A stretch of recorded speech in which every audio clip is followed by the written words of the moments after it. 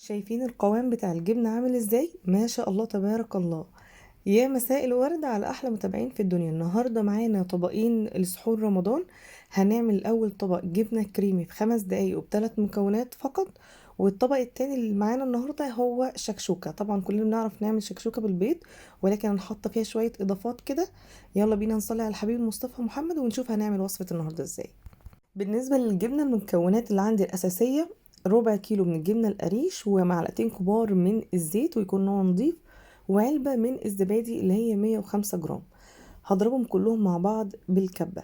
دي مكونات أساسية. طيب بالنسبة للنكهات، يعني ممكن نحط في مرة أنا عملتها بزعتر وريحان مجفف وحطيت فص ثوم صغير جدا وطبعا شوية ملح. المرة دي أنا هعملها بالزيتون، أي زيتون انتوا حابينه. وكمان ممكن ان احنا نجيب بقدونس وكزبرة اللي هما فريش، ونضربهم مع الجبنة، ونحط شوية ملح وفص ثوم. دي نكهة ودي نكهة، والزعتر والريحان نكهة زي ما انتوا حابين. وطبعا النكهات ملهاش كمية، احنا بندوق كده ونشوف محتاج ايه تاني وبنزود. وبحط معلقتين كبار من الشرش اللي بيجي مع الجبنة برضو علشان تبقى كريمي اكتر. ورشيت رشة نعناع مجفف كده من على الوش للتزيين. وبكده خلص الطبق الاولاني معانا، ونروح للطبق التاني.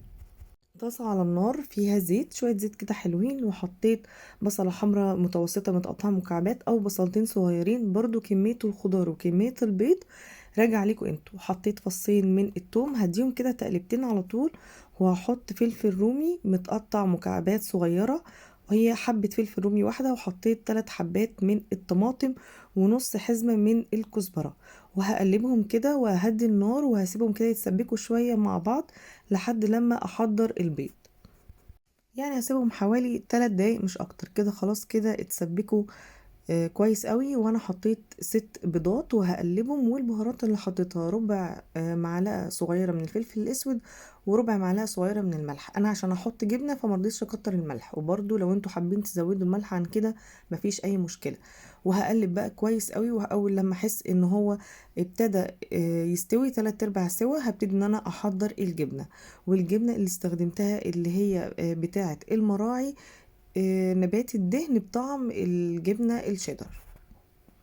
اول لما يستوي البيض هطفي النار، وهبتدي ان انا احط الجبنة واوزعها على البيض علشان تسيح مع السخونية بتاعة البيض.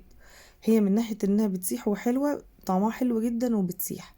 بس انا بالنسبة لي انا اول مرة اجرب النوع ده من الجبنة، علشان اكلها كده سندوتشات. بالنسبة لي ما عجبتنيش خالص، طعمها مش احسن حاجة. لكن لما بحطها مع اي حاجة انها تسيح على النار بتدي طعم حلو قوي، وتست برضو كويس. وخصوصا ان هي نبات الدهن وانها تسيح برضو، ده شيء عجبني فيها بصراحة. فانا ممكن ان انا هخليها، طبعا انا مش عارفة اكلها كده، هخليها بقى لاي وصفات هتحتاج ان هي ايه، تتحط على النار. فدي هتبقى بالنسبة لي احسن حاجة. وكده خلاص خلص الطبق التاني بتاعي النهاردة. وزينته كده من على الوش بفلفل رومي وشوية من الكزبرة الخضراء للتزيين مش اكتر. بالنسبة للجبنة القريش، فمهم جدا تتأكدوا ان هي ما تكونش مملحة، علشان في محلات بيبقى عندها الجبنة القريش مملحة. فلا، انا عايزاها ما فيهاش ملح خالص عشان انا اقدر ادخل فيها الأطعمة اللي انا عايزاها. وبكده تكون خلصت حلقة النهاردة. بتمنى انها تكون عجبتكم، والسلام عليكم ورحمة الله وبركاته، ورمضان كريم.